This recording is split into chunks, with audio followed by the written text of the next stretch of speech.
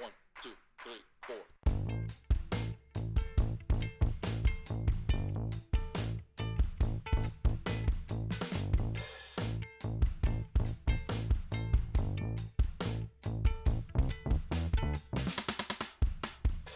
Hey, what's good, everyone? Thank you again for tuning in to the second episode of our podcast, formerly the Void Podcast, now Left in the Void.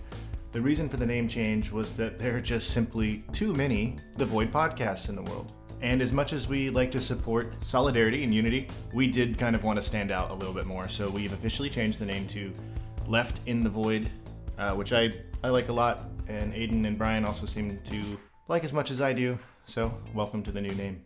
So this week we had a few things planned, but the week kind of got away from us, and we decided to take some notes from some friends and other people who have listened to the podcast who said that they really enjoyed the first episode, but they weren't quite sure what we really believed. And I know I had mentioned some of our political beliefs in the beginning, but we didn't really go into what that means. So this is kind of a free-form episode of us discussing what it means to us to be socialists and anarcho-syndicalists. So without further ado, here's the show. Where was the Prop 65 warning? Oh, hey, question for you guys, California boys. What the fuck is Prop 22? I got some questions about that. I was like, I don't know. I live in Rhode Island. Talking about Prop 22 and gig sharing? Is that what that is? Oh, that's the Uber one, huh? Yeah. Yeah, Uber's paying lots of money to try and get people to allow their drivers to be independent contractors again. Because I think last cycle, 2 years ago, I think a prop went through that made anybody who works a certain amount of hours can't be considered an independent contractor. So and a lot of Uber drivers work like 40 hours a week, at least. So so they have to give these people benefits now and stuff, and so they can't be considered independent contractors. So Uber can't take as much advantage of their drivers anymore. Yeah. Just the idea, this is what gets me. The fact that someone works for you for, like, let's say 30 to 40 hours a week and makes you a shit ton of money is not deemed an employee by you. What? Yeah. We're just going to call them an independent contractor, which I guess technically they are, but then just like refuse to give them any benefits or adequate pay because they're an independent contractor and they're not technically employed by us, even though they have our brand name and make us money and promote us as a business. It's just wild. You are an employee. You are.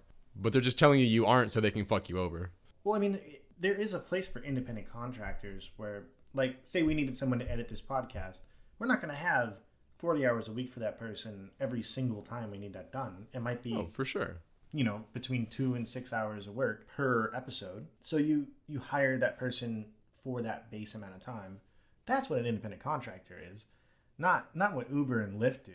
Just exploitation. I mean, it's a great business model. It's like, hey, I want to start a taxi company, but I want none of the responsibility of the vehicles, nor do I want Right. anybody to be deemed an employee like a taxi company would do. So you'll just use your own car. The wear and tear on the car is no longer my burden. I'll give you shit wages, and then it's profit. That's all it is. No benefits, no nothing. No, I was just going to say, in most states, if you drive your car for your job where you're employed, you log every mile and you get paid back on your check like 50 cents a mile. But if you're an independent contractor, you get that deducted from your taxes. Whereas since most people who do that anyway aren't meeting the requirement to go over like the basic tax deduction, it doesn't actually help them much. It's like they weren't going to get taxed that much to begin with because they're not making that much. There's no one driving Uber that's making like 60 grand a year. If they are, they're doing way too many hours to be anything other than an Uber driver. And under our current law, drivers can still be independent contractors, but they just, if they work a certain amount per week, then they get benefits and stuff. The Right. company has to provide them with benefits. If they only work a certain amount a week, then the company doesn't have to provide them benefits. Because the main argument for, like, the argument that Uber and Lyft are putting out is that it's freedom for drivers to have flexible schedules and whatnot. Right. But like that doesn't go away. That hasn't gone away. The drivers all still have flexible schedules. It's just that if you're a driver and you work a whole bunch, which a lot of Uber drivers do, and Hmm. not just Uber, but all the rideshare companies, a lot of these drivers do, and now the company has to provide those drivers with certain base benefits and, just the legal minimums. Sounds fair to me. Absolutely. They're really pushing it hard though. I think they're losing a lot of money on that. I drove for Lyft for a while right before COVID, and I just want to say that if you take a Lyft and you don't tip your driver, fuck you hard. Fuck Absolutely. you so hard. Because 9 times out of 10, you're a drunk, annoying person. Oh yeah. Just throw that guy $2. Like you tipped your bartender, you tip your waiter when you go out to eat. Why wouldn't you tip the person who drove you home Hmm. safely? Yeah, I don't get it. It's like I'll go to the bar and I'll tip the bartender tons of money, but the guy who helped me not get a DUI, I'm gonna be like, "Fuck you, bro. You're not getting any of my money." Yeah, Even come though you on, just man. potentially saved me thousands of dollars in legal fees. Yeah. I Or think not to mention your life or someone else's. Like, yeah, it's not as much a cultural norm for us to tip. I guess we do tip drivers in general, but it's not as expected as tipping your bartender or your but with, because taxi drivers used to get paid decent wages. They had unions and right, stuff. right. But now that rideshare driving is a thing, and the reason tipping exists is because we don't pay the people who we tip enough money to live on just their wage. So now that rideshare drivers need tips to survive, now tipping is more necessary. That's actually a classic example of what some Marxists talk about, which is that technology is supposed to alleviate the worker, not Hmm. create more work for them. So as rideshare became a thing, what it should have done was added supplemental income or like freed up a worker or a consumer, someone who needed a ride, to have more options.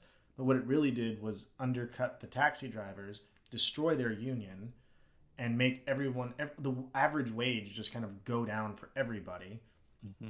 The technology didn't benefit the worker. It damaged the worker. Now you're if you drive Lyft, you are so like they can kick you off the app like that for no reason. It can just happen, and in a second, your income is gone. Everything is gone. That's another benefit to being considered an employee.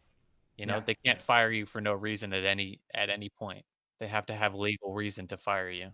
You get sold the idea that you have a certain amount of freedom and flexibility, but what you're really getting is the short end of the stick.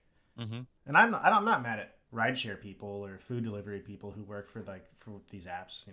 But it's not just Lyft and Uber. It's also DoorDash and it's also Uber Eats again, exploiting these people. So I just looked at how much Uber was worth in 2019. Uh-huh. Roughly $120 billion. Uh-huh. You guys don't have money to give people benefits and a decent wage? Are you kidding me? Yeah, Oh yeah. $120 billion. It's Yeah. insane. That's Insane. There's no motive for them to give benefits. They don't have to. I mean, why And no would you? company's going to, the way that our system's set up, you have to make money. Like you'll do anything you can to make profits wider. which is also counts consuming people's lives, consuming humans, Hmm. like consuming the livelihood of others, so that you can keep growing your numbers, your bottom line, Yeah. and then reselling that number to back to those same people like, look, we're providing jobs, we're helping you. It's that classic bullshit argument where they're like, see, your slice of the pie gets bigger, maybe my slice of the pie is bigger, but as long as the pie is growing, we all get bigger slices. Hmm. Fuck you. But it's a pie filled with piss. It's a pie filled with piss, and I don't want it. It used to be a cherry pie, but you guys have been slipping worms in there, and now it's just rotten. I don't even want the slice you've been giving me. Can't pay rent with a slice of pie. What a stupid metaphor. I'm allergic to this piss pie, and I want my money, and I want it now. But that is like the general idea though behind the way that capitalism is supposed to work is like, hey, we all get a slice of the pie so long as we're making money collectively. The pie is getting bigger, your slice gets bigger. You get more, we get more, society gains. But it just hasn't been that way ever. Yeah, that's the selling point, but it's not the actual, it's not the outcome. Because that's the selling point for socialism too, is everybody takes a share of the you know, the collective gains of society. Exactly. The collective gains of society pay out to the people who are part of it. Okay. So let's jump into the socialism conversation because I actually kind of want to hear your opinions on it. Mm-hmm. I'm game. What are the core tenets of why? And this is mostly for Aiden because Aiden, you identify as a socialist. Not necessarily to leave Brian out. I'm sure you have opinions on it, and you still identify with these things and you want these things. But what are the core tenets that drove you to being a socialist? Like, what are the things that you want that you thought socialism could provide? Mostly working. Having worked for people who are making tons of money off of my, labor and my Mm-hmm. coworkers' labor. It's like the amount of profit that we're making, like I'm not seeing any benefit from that.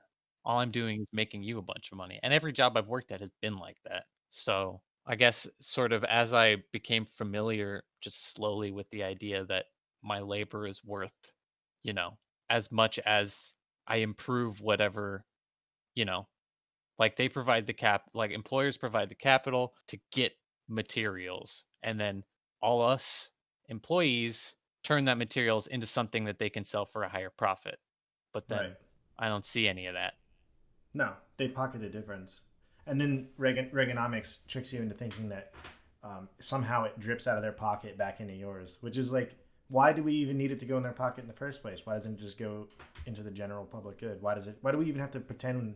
It doesn't. There's no incentive for them to the trickle down thing. There's no incentive for the money to come back down the ladder. Like that's why the economy gets better the more we tax the rich because it puts money into the things that society needs. I mean, and these companies are incentivized to pay you less. Like you're gonna buy, like let's say you are gonna make T-shirts. The cotton and stuff you're gonna buy is always gonna be around the same price, right? You can only sell that T-shirt for roughly the same amount. The less you pay your employees, the more profit you are gonna make. So you're de-incentivized to pay them well because your product of what you're getting originally and then what you're outputting is gonna be roughly the same price no matter what. Like you're making Hanes T-shirts. There's no incentive to pay your employee more because you're losing money at that point. Right. Pay them less. That's the whole idea behind it. If the materials are a fixed price, what's the one variable you control? Yeah, the pay of your employees. The labor. And if that labor isn't unionized, you have even more control over it. Mm-hmm. Because ultimately, like when you go into a job interview, as an individual, that's like the one time you really have bargaining power over your pay if you're not in a union. Like you go in and you're like, hey, I think I deserve an extra $2 an hour. And you know, if they give it to you after they've hired you, there is not really any incentive for them to keep upping your wage because they've already got you locked in. They're already paying you, $17 an hour or $13 an hour. Why should they pay you more? Right. You're not going to quit. You need that job to live. Exactly. Yeah, you're stuck there. Well, and the thing is once you're in the company, and when you need to justify to management why you deserve more money, you're not in competition with the company to prove your value. You're in competition with your coworkers to prove you're more valuable than them. Mm-hmm. So again, it's pitting you versus everyone else when it should be always, always, always coming from them. You shouldn't have to look to someone and say, I'm better than them. Every time I've asked for more money from any of my employers, that every single time they've said, well, there's a lot more people in line for a promotion, Mm-hmm. right, than you are. Mm-hmm. And that's like, sure, I get that you haven't promoted many people who very much deserve more money, but that doesn't have anything to do, like, you should be paying all of us. We collectively deserve more money. Yeah. No one. Like, why is it a line? Why is there a line to get paid what you're worth? Why is it not everyone on the same level and being elevated at the same time? Mm-hmm. Even if the guy who's been there longer gets paid more than me, fine. But also you should be paying him more. Like, go give him his raise and then give me my raise. You should all, yeah. It's so frustrating because Because then there's the idea. they have Sorry, enough money to pay. They have enough money to pay both of us a fucking dollar more an hour. right. The last place I worked, I saw my boss's house. It's a fucking mansion out in the fucking hills. Oh yeah, no, you know who I used to work for, who shall remain unnamed at this time, unless you want to personally ask me, and I'll totally blow this person up. Was Yeah, I paying me know. a certain amount of money, and it was my only option for income. They have a large house, a very nice large house, and I saw the numbers as to what the company was pulling in. I know how much of that income came from me working and my coworkers because I was there and I know what we did every day that contributed. And I know what the overhead was too because they were all in the numbers. I knew what they were taking home. And I didn't ask for more money. I asked to be paid on time. I asked to be paid on time for the hours that I worked. And they had the audacity in this giant house to say, I'm not made of money. You know that, right? I was like, you're fucking kidding me. I'm going to throw a human turd in your fucking face, you limousine liberal. This person is like was a huge like Hillary Clinton supporter, like proposed being a feminist, like all of these progressive views. But as soon as it came down to brass tacks of like treating me with any semblance of respect, I had to be reminded that, hey, they worked really hard for what they have.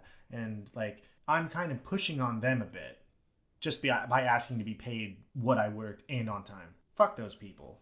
I've always liked the idea of like, I worked really hard to get here. It's like, you worked really hard for a short while till you got to the point where you could just continually exploit people to make more money, and then you've just been basically hanging out.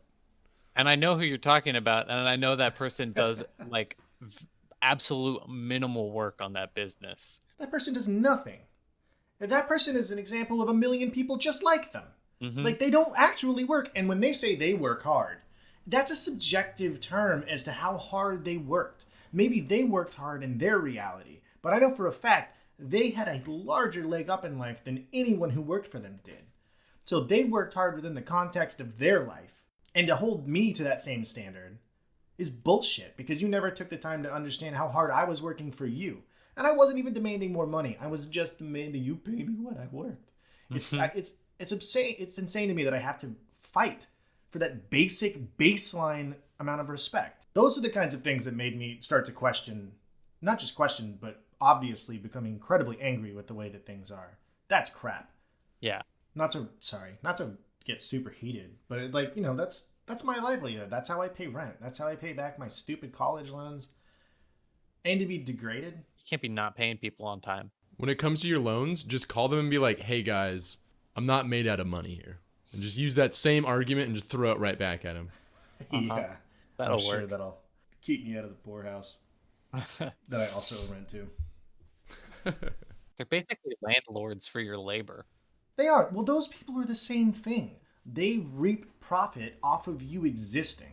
You go out into the world and you create the income for them to then sap out of you so that they can get together on Saturday night in the restaurants that you can't afford to eat at to talk about how annoying you are for asking for a basic amount of equality. They belong to like elitist groups, and they all cycle in the same spaces. They all blow smoke up each other's ass, and they make us feel guilty for wanting more. And they really think they're doing a good thing too. They really think they're yeah. creating jobs, and they think they're helping their employees. Well, they still subscribe to the dumb bootstrap idea of like American values. Like, you pull yourself up by your bootstraps. My bootstraps are broken. If you pay me more, I could afford some bootstraps. But I can't. You don't enable me to do anything for myself. Mm-hmm. And I would even consider myself relatively privileged in the amount of money that I make now, or even I made during that time. So when you're in that position, when you're doing better than a lot of other people, it goes back to the same argument that you are less likely to ask for more, because in comparison to other people who are suffering, you're doing better. So like, why ask for more? Well, I want more for them too. It's not just for me. I want everyone to be on the same playing field. That's the aspect of socialism that I appeal to. I want the complete abolition of the class system.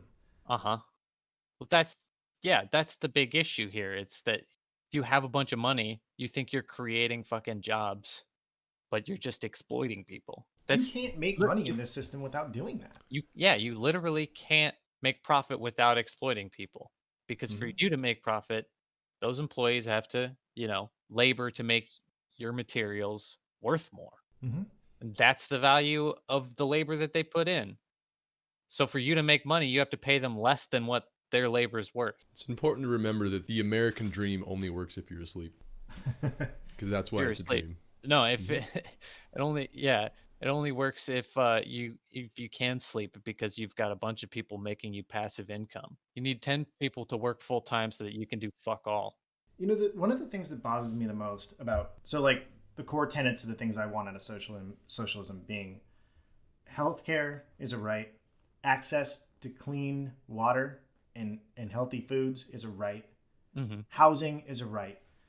All of these things. These are basic things, and it's not even you can't even contest them because this has been done and these are rights in a lot of other countries. These things are happening now, but in this country, for some reason, people are still convinced that it's some kind of pipe dream to ask for health care. How are we going to do that? I don't know. Let me pick from the myriad of examples that we have. That's what's so frustrating is it's like I asked you to build a bridge to Narnia with tax dollars. No, that's not what I'm asking. I'm asking for the same system they have in Sweden, Norway, Canada even. Like you don't even have to go that deep to see that it's already occurring. Why does everyone else have to suffer in the meantime? I'm losing patience for these people and their bad arguments. Because every minute we take trying to convince them, other people are dying of preventable diseases, or even just the example of like insulin. $6 to make, $300 to buy. Why? Why is that? I know why. If you guys want to know about why insulin is so fucking goddamn expensive in this country. Capitalism's a short answer, but what's the long one? The reason why insulin has become so expensive is due to patent laws. So when you create insulin, right? Like you said, it's usually like $6 to $10 to make like a vial of insulin. So what they do is those patents are good for like a year, right? Mm-hmm. Of that specific molecule that you've created, you patented that. What you'll do is you'll just rotate one bond in that chemical or you add one new thing. And then now you can patent that new molecule for the next year and then sell it. But now it's a new and improved product. So you can raise the price. And that's been the model with insulin for fucking ever. So you modify it just one minute little bit and then you can up the price. And you just keep doing that and you keep doing that. So we need to get rid of patent laws. Patent laws are bullshit anyway. Yeah, a lot of European countries saw through that and were like, how about no? Yeah. How about we just don't do that? So Well, that's the same thing that keeps the United States so far behind in technology of patent laws. yeah, but they'll label it as innovation. Nothing's changed. It does the same thing. Insulin hasn't magically changed into something that's gonna work so much better. It's insulin. Yeah, it does what it's supposed to do. We already figured it out. It doesn't make sense that 3 different places all working on the same thing are going to somehow be more efficient than 3 separate places working together to make something, you know? If the true drive of capitalism was that you create a product that is innovative, right? If people buy what you produce because it improves their lives, why would you ever be scared?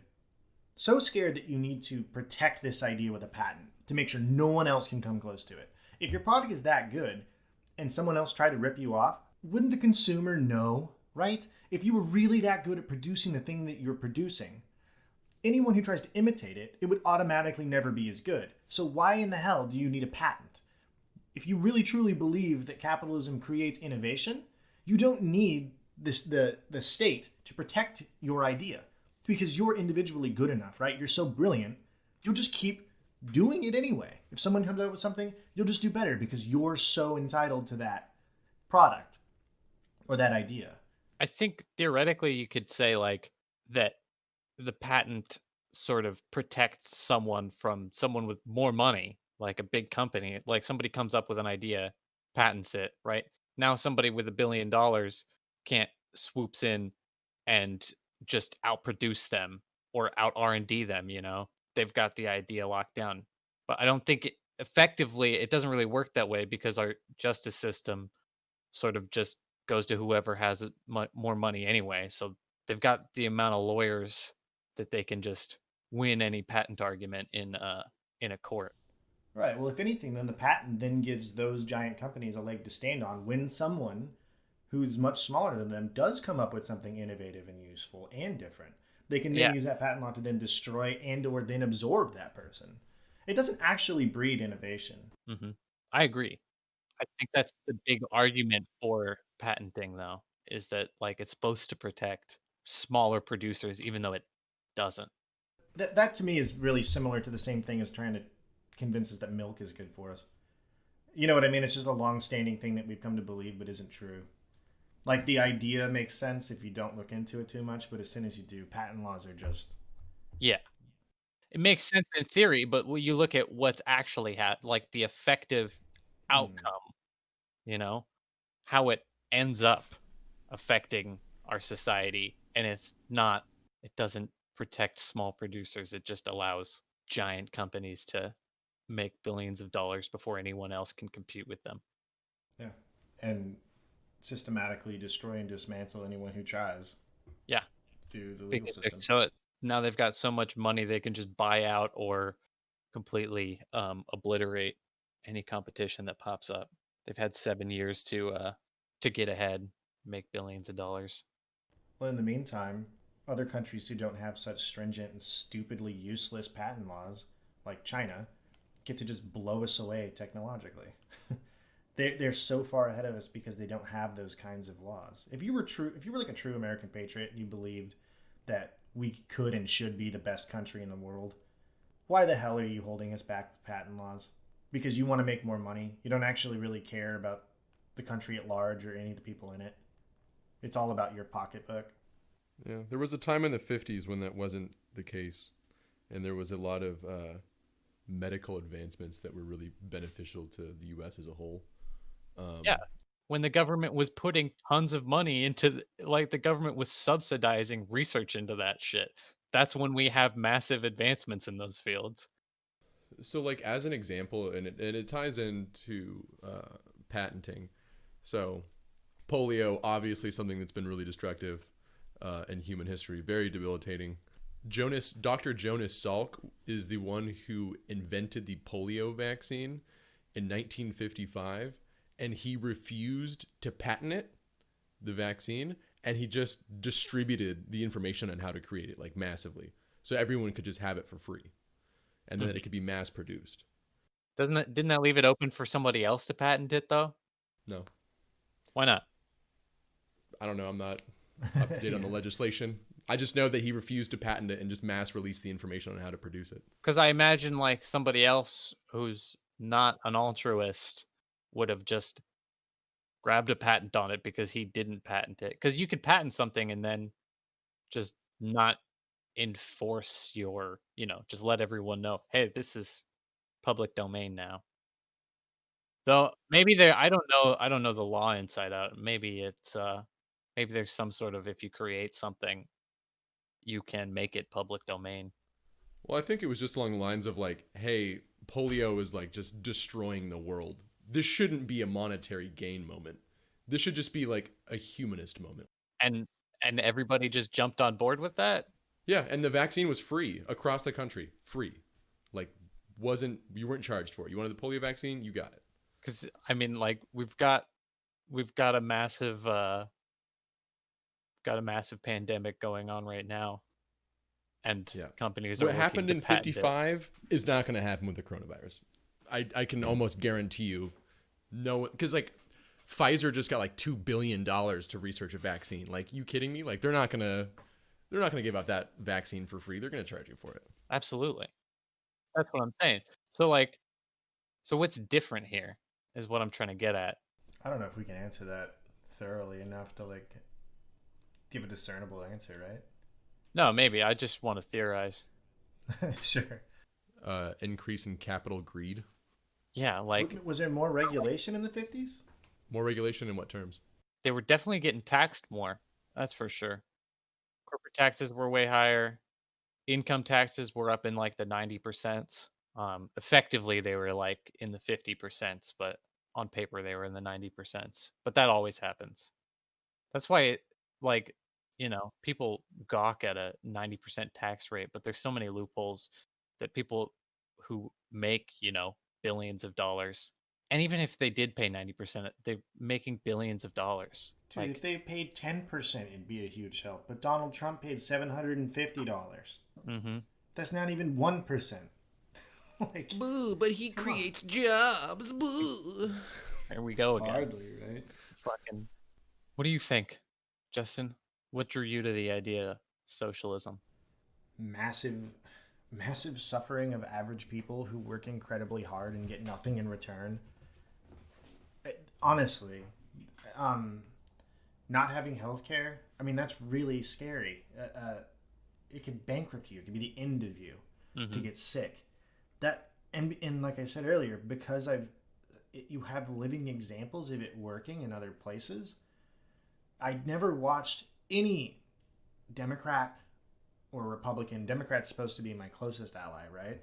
And I always voted in the Democratic Party and aligned myself with their politics naively, expecting something to change. And then when nothing is ever changing, you have to look deeper as to why that is true. Well, it's not necessarily just the politics. It's the system which the politics work within. It's capitalism as a whole. The whole system doesn't work. It's not designed to help you. And socialism is a critique of that directly. Directly is a critique of how capitalism works. And when you start to look at those critiques, is that there are cycles built within the system that are always going to fail. And every time one of those failures happens, the real estate crisis in 2008 being an example, the wealth gap gets larger. And it happens all the time. It happened in the 80s with the gas and OPEC. It's happening now with COVID. Capitalism is not built to help you. It's built to help capitalists only. And a capitalist being the person who owns the means of production. If you own a factory, if you have a patent on an app, if you make shoes or you own a sandwich shop, if you own that stuff, it's there to help you. But if you make the shoes, you make the sandwiches, you drive for the people who own the app, you're screwed. And there's no guarantee that you're ever going to get ahead. And liberals and Democrats have failed me over and over and over again on so many fronts and have never delivered. Like, let's talk about the debate when Kamala Harris said, let's be clear, Biden's not going to ban fracking. You fucking asshole. Like, you're not ever going to help me. Global warming and climate change is a huge issue. Who are you trying to convince? I don't even, like, even voters in fucking swing states are like, I don't know if this is true. Maybe they're playing to like some fringe group, or maybe not fringe group. I don't know. Maybe people in Ohio love fracking, or maybe people in Florida want more fracking, and they're playing for that. But they're wrong, and we're out of time. I would say the people who are for fracking fundamentally probably don't understand the science behind what it is and how absolutely destructive it is for the environment and the effects it has on people's health, on the overall health of the environment, as well as the water supply, and how just devastating it is. That, or they're capitalists and they're making lots of money off it. True, but I mean, like, your average American isn't. Yeah, I just mean those are the two. Those are the Yeah. two. There's people funding the support. Yeah, those are the two sides, for and then sure. there's people who believe it. So, like, for those of you that don't know about how toxic fracking is, so basically what fracking is you're going to drill down into the ground, and then you're going to basically start releasing a bunch of chemicals that break apart the ground, and then you release this natural gas. The thing is, though, is that natural gas and those chemicals just seep into the water supply. And there's been a huge problem in the Midwest where people, when they turn their faucet on, they can quite literally put a lighter, like a Bic lighter, to their faucet and light their water on fire. It's polluting the entire water supply. They can't drink their water. It's killing off cattle. It's killing off all of the animal ag. It's fucking toxic. But Joe Biden doesn't want to ban fracking because it's great for your health, it's great for your water, and it's great for you. And, it's good for the economy. Yeah, it's good. It's going to keep us all employed. All the people who work in coal. Yeah, and that's the thing. It's like fracking or coal. It's like it's both shit. It's both shit. One's cooked and one's raw, but you're still eating shit either way. Well, and those things are finite resources. They're going to go away. They're going to go away. Democrats and Republicans just kick the can down the road because they are not criticizing the system which we operate in. They're not criticizing capitalism. They're criticizing how we apply capitalism. Where, like, socialists and communists want the whole system to change. We can't keep infinitely consuming people and resources because it always comes off the back of average people. When climate change gets really, really bad, right? And people have to start fleeing coastal cities, or famines start to occur, or hey, imagine that most of the West Coast is on fire, and those people start to go other places. Who's going to catch the brunt of that? Those immigrants, those people who need help. Is capitalism going to reach out and help them? These are the conversations that need to be had. But really what we're having is Donald Trump and his lackey, and Biden and his lackey, both arguing over who is or isn't going to ban fracking. Fuck you, that argument is old and had. It's done. We don't even, it isn't about who's going to ban fracking. It's like, how are you going to lower carbon emissions? How are you going to keep the world from falling apart? Yeah, fracking is such we've been it's bad. We know it. Why are we still arguing about it? It's a way to keep a dead industry alive. And the longer we keep it alive, the more the average person is hurt.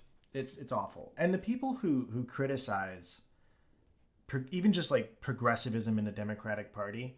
So actually, there's a quote I wanted to read to you guys about an article I read. And it's from last year, April 3rd, 2019. And it was written by a guy named Peter Wenner. And so Peter Wenner contributes to The Atlantic, which is a magazine or a publication that I'm more or less respected for the kinds of people that would be contributing to it. So this guy is a senior fellow and VP of the Ethics and Public Policy Center, which is based in DC, and it's a evangelical think tank. And this guy wrote an article called "The Democratic Party is Radicalizing." And he makes an argument in this article that this is a bad thing. And just a little bit about this guy. He thinks reparations are bad. He's pro-ICE. He's against raising taxes on people who make more than $10 million. He's against Medicare for all. He thinks the Green New Deal is going to bankrupt everyone. Mm-hmm. He's generally a fucking asshole. And this is like the most qualified person that they could get at The Atlantic to criticize the progression of the Democratic Party. At the end of his article, this is what he wrote. Oh, and another tidbit. His first article that he wrote for The Atlantic was "Why I Left the Republican Party." So he's very anti-Trump. So I guess that's supposed to make me like him. Whereas like disliking Trump should be like neutral. Everyone should already be there. It should be the starting point. This isn't a moving us forward to have that opinion. Yeah. He ends his article by saying this: "Progressivism is wrecking the Democratic Party, even as crude populism and ethnic nationalism have, for now, wrecked the Republican Party. Both are salvageable and both worth saving." So, in one breath, this guy says that progressivism is bad. Oh, and also, ethnic nationalism and crude populism is ruining the Republican Party. So he can admit that those things exist. And by the way, ethnic nationalism is just a really nice way to say white supremacy and fascism. Yeah. Ethnic nationalism. Break that down. Nationalism. And these are the people who are critiquing Bernie Sanders, who's a democratic socialist, and even further left progressives like socialists, anarchists, and communists. This is the person that we're supposed to respect their opinion. You're being fed misleading bullshit. And that's the strategy. Like he puts those next to each other on purpose to make it seem like progressivism is equivalent to white nationalism, to fucking Nazism. Yeah, you're right. He juxtaposed those things to put them in like as if they're one and the same. If he truly believes that reparations for black people, ICE is a good thing for us, if he believes all of these things are going to take us down as a country, but that the Democratic Party is susceptible to the ideas that will bring down this country, and is willing to admit that ethnic nationalism is in the Republican Party, why are either of them worth saving? Why would you want to save them? Eat shit. And to go tell me that the person that I like is wrong? Why? You have to at first admit that the two parties that you're trying to save are garbage. And this is the big issue, is that the Democrats and the Republicans, liberals and conservatives, they're all part of the same umbrella of political ideology. neolibs. They just want to sustain the system that does not work for us. And that's so frustrating. I don't have any more patience for those arguments. Every day that we have this useless argument with people who are unwilling to move, people are suffering and dying. Life is not getting better for anyone when we give them a platform. Rant over. You're getting the anarchy in me all fired up, dude. Talking about burning it all down. It's all garbage. But yeah, it's just the problem is that these people are getting, like, their thoughts are getting portrayed as sort of the norm. This is peak centrism. Like, this Yeah. is what's portrayed as I'm right in the middle when it's not, you know? This is just being right wing. This is just being a Republican. But you don't like Trump, so now you're voting Democrat. And let me be clear too. When I'm being critical of liberals, I think that there are a lot of liberals who really want what democratic socialists and socialists and even some communists want, but they're afraid to identify with the term because it's been demonized for so long and purposely misrepresented. Hmm. Like if you're honest with yourself and you start to think about the things that socialism tries to invoke and change and what it represents, what it wants to do, and then you look at what the liberals and the Democrats have done, can you really still identify as a liberal? Most of the time, probably not. Like, don't the people who are trying to convince you that these terms are wrong are the people like Peter, the evangelical asshole who's a homophobe and thinks that putting kids in cages is a good thing. And Hmm. mind you, Obama did that too. So there's another Democratic hero. You can't turn a blind eye to all of those things. How long are you going to do that? We need more. We need more radical change. Radical's not a bad word. In times like this, where the difference is extreme climate change, the treating immigrants like shit, refusing to liberate women or recognize trans people, any of these minority groups. Yeah, let's not forget the systematic destroying of black communities by the police. Like these are not examples that are just hiding under a rock. They're in your face. So how much longer do we have to just wait for Joe Biden to pay attention to them? He's not ever going to. He or anyone else in his party. Hmm. And if you're a part of the DSA caucus, if you're a member of the DSA, in the next caucus, vote to leave the Democratic Party. That's my opinion. Get the fuck out. You can be a part of the insurgency if you want, but I don't think we have time anymore for that. You don't have to agree with me. It's just, I don't know. I don't know if just because third parties are so not viable in our system, it's hard to say if that'll help the DSA or not, or yeah. help us for that matter. I would feel better about it if they weren't a part of the. I don't know, man. Like, this is what got me down the other night when I was just getting all doom and gloom. Was like, I do believe that we do need to start putting energy into trying to affect change on the local level and moving that direction. But how much time do we have to make the kinds of changes that need to occur? I'm not advocating like straight up direct action and revolution. Definitely not on a recorded podcast. But And especially because we don't have the support, I don't think that we would need to have that sort of thing. But but it's sort of like the more it happens, the more momentum gains. Kind of like in Rhode Island, where they did have, like, the fact that they had tons of progressive candidates, and that people were energized, and people like progressives were out. So, like, I think the more that it happens, like, the more progressive candidates we have, the more progressive stuff we have on the ballot and everything, the more momentum it'll gain, and I think it'll happen quickly. I don't think it's completely hopeless, but you're right that we don't have a lot of time with climate change. yeah, okay. I mean, here's the thing.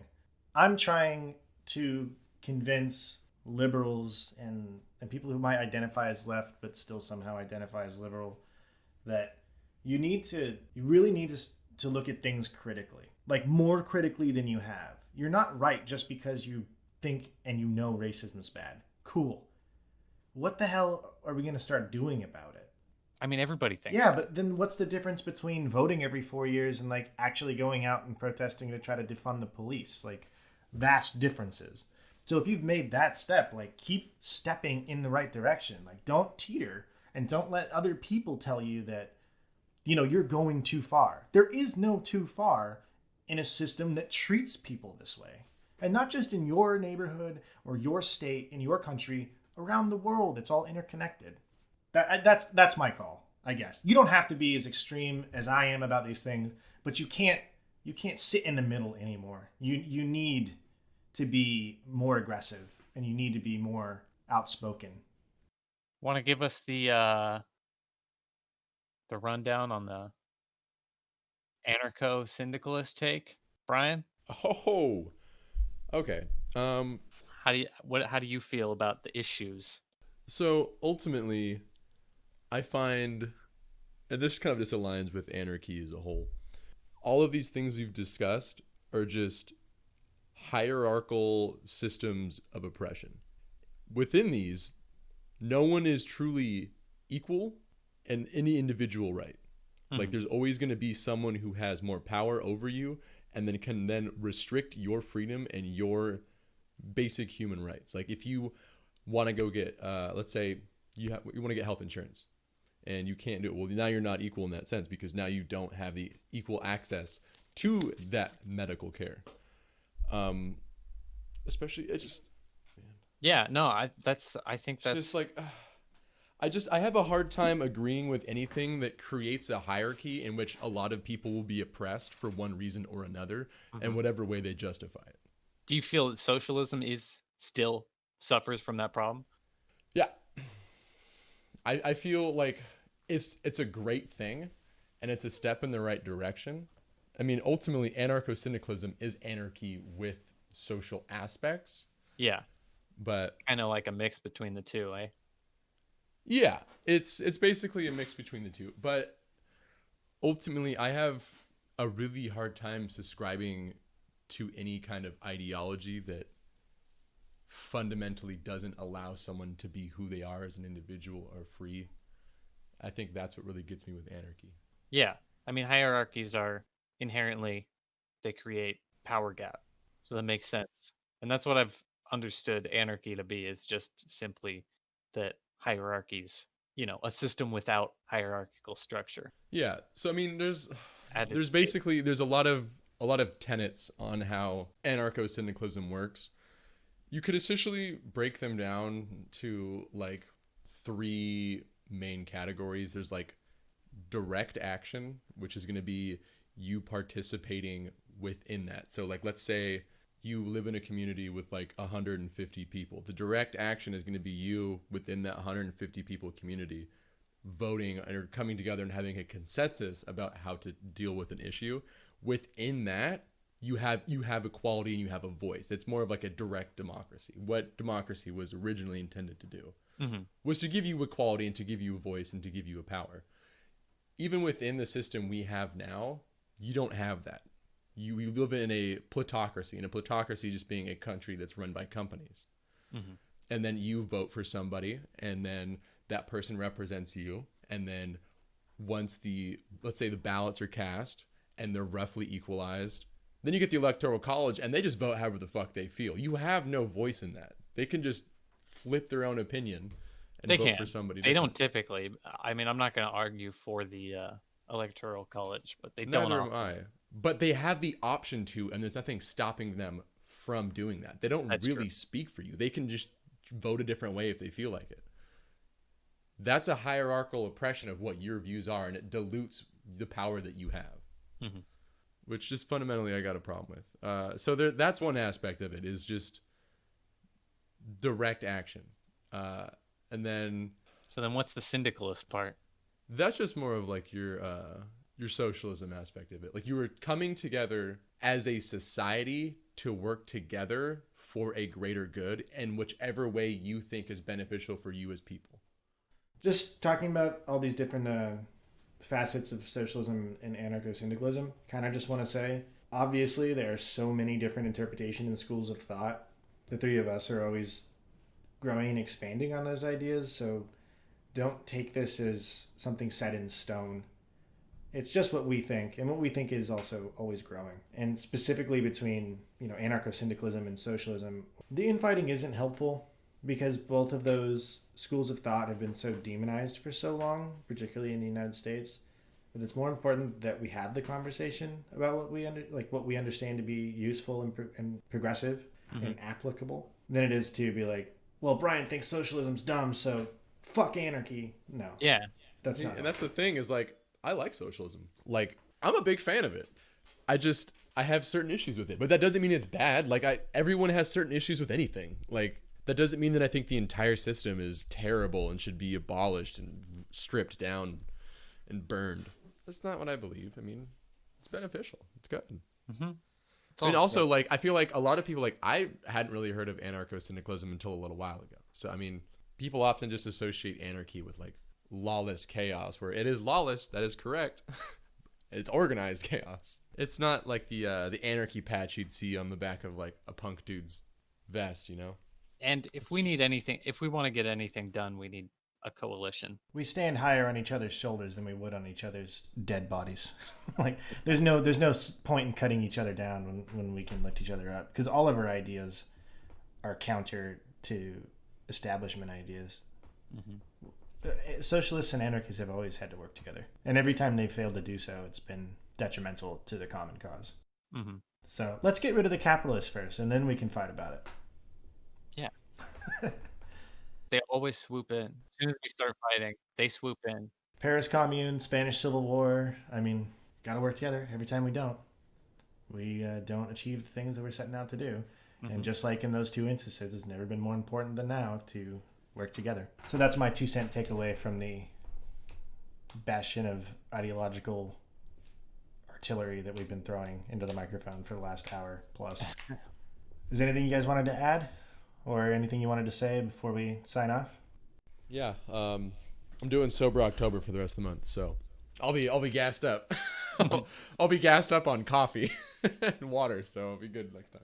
Yeah, I don't know. I hope this episode was as interesting as the first one was. If you found the first one interesting, I actually do kind of want to shout out to the people that reached out to us on Instagram, not particularly by name because they didn't specify that they wanted to, but you know who you are.